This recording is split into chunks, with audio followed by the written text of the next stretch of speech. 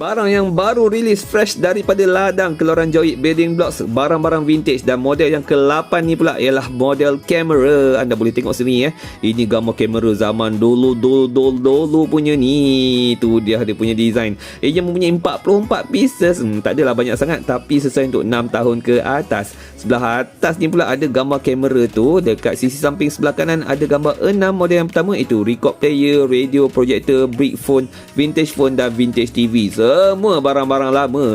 Dekat sisi samping lagi satu pula ada typewriter lama, kamera lama, washing machine lama. Semua benda lama lah. Table clock, vintage scale serta sewing machine.